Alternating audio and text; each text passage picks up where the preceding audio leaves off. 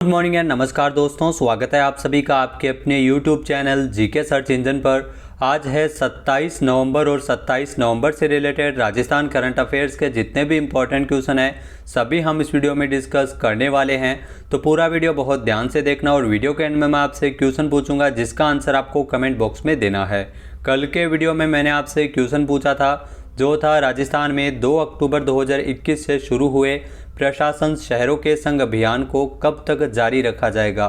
तो यह अभियान 31 मार्च 2023 तक जारी रहेगा, यानी कि सी ऑप्शन इसका बिल्कुल सही था। जिन दोस्तों ने सी ऑप्शन कमेंट बॉक्स में सही जवाब दिया था उनको हार्दिक शुभकामनाएं।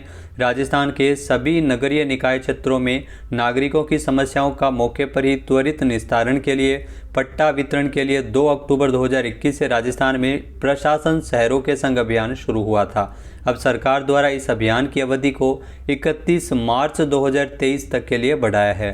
प्रशासन शहरों के संग अभियान के अंतर्गत आम लोगों को आवासीय भूमि के पट्टे देने के कार्य को बेहतर ढंग से क्रियान्वित किया जा रहा है।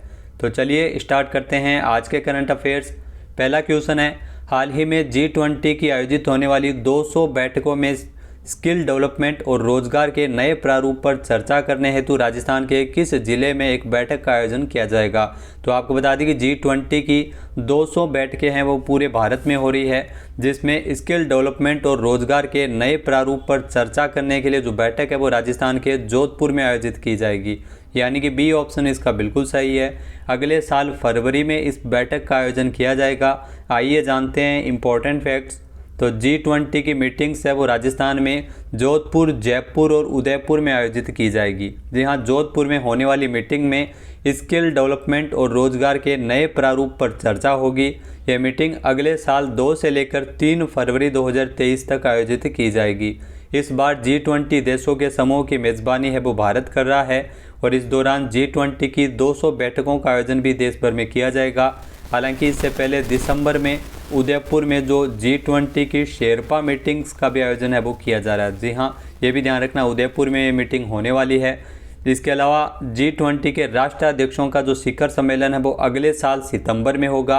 अगले 1 साल तक देश के कई शहरों में G20 देशों के प्रतिनिधि अलग अलग विषय पर बैठक करेंगे। तो ध्यान रखना, जोधपुर, जयपुर और उदयपुर में ये बैठक है वो राजस्थान में होने वाली है। G20 को ग्रुप ऑफ 20 भी कहा जाता है, जो यूरोपियन संघ और 19 देशों का एक अनौपचारिक समूह है और इसका गठन 1999 में किया गया था। नेक्स्ट है, हाल ही में मत्स्य महोत्सव 2022 का आयोजन कहाँ किया जा रहा है। तो ये ध्यान रखना, मत्स्य महोत्सव 2022 का आयोजन है वो अलवर में किया जा रहा है, यानी कि बी ऑप्शन इसका बिल्कुल सही है। आइए जानते हैं इंपॉर्टेंट फैक्ट्स। तो मत्स्य महोत्सव 2022 का आयोजन 24 से लेकर 27 नवंबर तक राजस्थान के अलवर में इसका आयोजन है वो हो रहा है। प्राचीन कालीन शहर माचाड़ी जो अलवर राज्य की राजधानी रहा है, पहली बार माचाड़ी में मत्स्य महोत्सव का आयोजन किया जा रहा है। माचाड़ी के राव राजा प्रताप सिंह ने 25 नवंबर 1775 को अलवर राज्य की स्थापना की थी और उसी के उपलक्ष्य में हर साल मत्स्य महोत्सव का आयोजन है वो अलवर में किया जाता। तो इस साल 24 नवंबर से लेकर 27 नवंबर तक मत्स्य महोत्सव है वो अलवर में आयोजित किया जा रहा है। नेक्स्ट है, हाल ही में राजस्थान में डेफ ओलंपिक गेम्स 2022 में कितने पदक विजेताओं को कुल 7 करोड़ रुपए की पुरस्कार राशि है वो दी जाएगी। तो राजस्थान सरकार द्वारा डेफ ओलंपिक्स 2022 के जो पदक विजेता है 3 पदक विजेताओं को 7 करोड़ रुपए की पुरस्कार राशि है वो दी जाएगी, यानी कि बी ऑप्शन इसका बिल्कुल सही है। आइए जानते हैं इंपॉर्टेंट फैक्ट्स। तो डेफ ओलंपिक गेम्स 2022 के 3 पदक विजेताओं को राजस्थान सरकार द्वारा 7 करोड़ रुपए की पुरस्कार राशि वो दी जाएगी। इसके लिए सीएम अशोक गहलोत ने स्वीकृति भी प्रदान की है। डेफ बैडमिंटन में स्वर्ण पदक विजेता अभिनव शर्मा और गौरांशी शर्मा को 3-3 करोड़ रुपए और डेफ राइफल शूटिंग में कांस्य पदक विजेता वेदिका शर्मा को 1 करोड़ रुपए की प्रोत्साहन राशि दी जाएगी। तो आपको बता दें कि बीकानेर की वेदिका शर्मा, जिन्होंने निशानेबाजी में ब्राज़ील डेफ ओलंपिक गेम्स में 10 मीटर एयर राइफल जो पिस्टल स्पर्धा में कांस्य पदक अपने नाम किया था, वहीं पर जयपुर के अभिनव शर्मा ने बैडमिंटन में डेफ ओलंपिक में स्वर्ण पदक जीता था और कोटा की गौरांशी शर्मा ने बैडमिंटन में ही डेफ ओलंपिक गेम्स में गोल्ड मेडल अपने नाम किया था। तो इन तीनों खिलाड़ियों के लिए 7 करोड़ रुपए है वो राजस्थान सरकार द्वारा प्रोत्साहन राशि इसमें दी जाएगी। नेक्स्ट है, हाल ही में राजस्थान बेघर उत्थान एवं पुनर्वास नीति 2022 का अनुमोदन किसके द्वारा किया गया था? तो राजस्थान बेघर उत्थान एवं पुनर्वास नीति 2022 का अनुमोदन सीएम अशोक गहलोत ने किया था, यानी कि बी ऑप्शन इसका बिल्कुल सही है। आइए जानते हैं इंपॉर्टेंट फैक्ट्स। तो मुख्यमंत्री अशोक गहलोत की अध्यक्षता में राज्य मंत्रिमंडल की बैठक में इंपॉर्टेंट निर्णय लिया गया था, जिसमें राजस्थान बेघर उत्थान एवं पुनर्वास नीति 2022 का अनुमोदन मुख्यमंत्री अशोक गहलोत ने किया था। इस नीति के तहत बेघरों को शिक्षा, कौशल एवं रोजगार उपलब्ध करवाकर उन्हें सशक्त बनाया जाएगा। इस नीति के तहत 50 वर्ग फीट प्रति व्यक्ति की न्यूनतम जगह के साथ छत उपलब्ध करवाने का प्रावधान इसमें दिया जाएगा। नेक्स्ट है, हाल ही में राजस्थान के मुख्यमंत्री अशोक गहलोत द्वारा पंच कल्याणक महोत्सव का शुभारंभ किस जिले में किया गया है? तो ये ध्यान रखना, करौली में सीएम अशोक गहलोत द्वारा पंच कल्याणक महोत्सव का शुभारंभ वो किया गया था हाल ही में, यानी कि बी ऑप्शन इसका बिल्कुल सही है। आइए जानते हैं इंपॉर्टेंट फैक्ट्स। तो करौली के महावीर जी में 24 नवंबर को मुख्यमंत्री अशोक गहलोत ने ध्वजारोहण के साथ पंच कल्याणक महोत्सव का शुभारंभ है वो किया था। 24 नवंबर से भगवान महावीर का पंच कल्याणक और महामस्तकाभिषेक है वो शुरू होगा, जिसमें आपको बता दें कि 24 से लेकर 28 नवंबर तक पंच कल्याणक कार्यक्रम होंगे। वही 28 नवंबर से लेकर 4 दिसंबर तक महामस्तकाभिषेक है वो आयोजन किया जाएगा। पंच कल्याणक जो जैन ग्रंथों के अनुसार वे 5 मुख्य घटनाएं हैं जो सभी जैन तीर्थंकरों के जीवन में घटित होती है, जिसमें मुख्य रूप से तीर्थंकर जो प्रभु की आत्मा माता के गर्भ में आती है, और इसके अलावा जन्म होता है तीर्थंकरों का, दीक्षा ग्रहण, कैवल्य की प्राप्ति, निर्वाण और मोक्ष। तो ये 5 घटनाएं हैं। तो इसी आधार पर ये पंच कल्याणक महोत्सव का आयोजन है वो किया जा रहा है। नेक्स्ट है, हाल ही में 1 अक्टूबर 2022 से प्रदेश के किस स्थान से पशु बीमा योजना का शुभारंभ किया गया था? तो राजस्थान में आपको बता दें कि धानक्या गांव से पशुधन बीमा योजना का शुभारंभ 1 अक्टूबर 2022 से किया गया था, यानी कि ए ऑप्शन इसका बिल्कुल सही है। आइए जानते हैं इंपॉर्टेंट फैक्ट्स। तो नेशनल लाइव स्टॉक मिशन के तहत रिस्क मैनेजमेंट में संचालित पशुधन बीमा का शुभारंभ है वो 1 अक्टूबर 2022 को धानक्या गांव जयपुर से किया गया था। राजस्थान पशुधन विकास बोर्ड के मुख्य कार्यकारी अधिकारी के मुताबिक योजना में प्रत्येक परिवार के अधिकतम 5 पशु यूनिट का बीमा है वो अनुदानित प्रीमियम पर किया जाएगा। इसमें अनुसूचित जाति और जनजाति के लिए प्रीमियम का 70% व्यय है वो सरकार द्वारा और 30% पशुपालक की ओर से इसमें वहन किया जाएगा। वहीं सामान्य वर्ग के पशुपालक के लिए 50% अंशदान केंद्र सरकार और बाकी का 50% पशुपालक द्वारा इसमें वहन किया जाएगा। इसके अलावा बीमित पशु की मृत्यु होने पर 50,000 रुपये का बीमा क्लेम भी इसमें मिल सकेगा। तो प्रदेश के विभिन्न जिलों में 2 इंश्योरेंस कंपनियों ओरिएंट इंश्योरेंस और यूनाइटेड इंश्योरेंस कंपनी को बीमा करवाने की स्वीकृति भी इसके लिए दी गई है। अगला क्वेश्चन है, हाल ही में किस राज्य में राजीव गांधी किसान बीज उपहार योजना रबी 2022-23 लागू की जा रही है?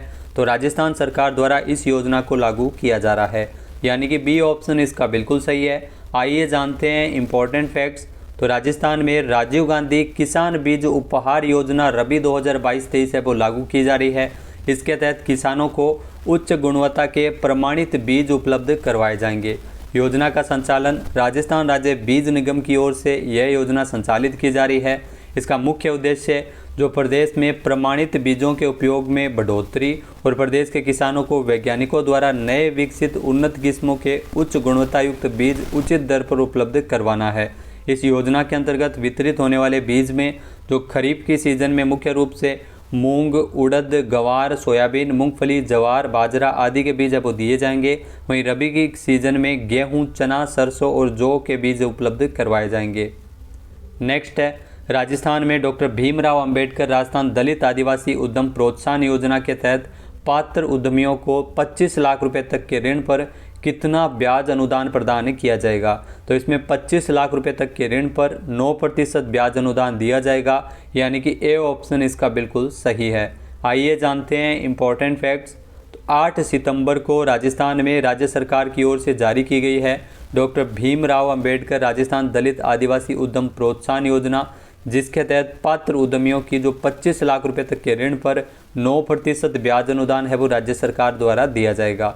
राजस्थान में उद्योग एवं वाणिज्य विभाग की SC/ST वर्ग के लिए यह योजना लागू की गई है, डॉक्टर भीमराव अंबेडकर राजस्थान दलित आदिवासी उद्यम प्रोत्साहन योजना, जिसके अंतर्गत ये परिलाभ है वो मिलेंगे उद्यमियों को, जिसमें पात्र उद्यमियों को 25 लाख रुपए तक के ऋण पर 9% ब्याज अनुदान, 5 करोड़ रुपए के ऋण पर 7% ब्याज अनुदान और 25 लाख रुपए के तक की श्रेणी में 25% मार्जिन मनी भी इसमें प्रदान की जाएगी।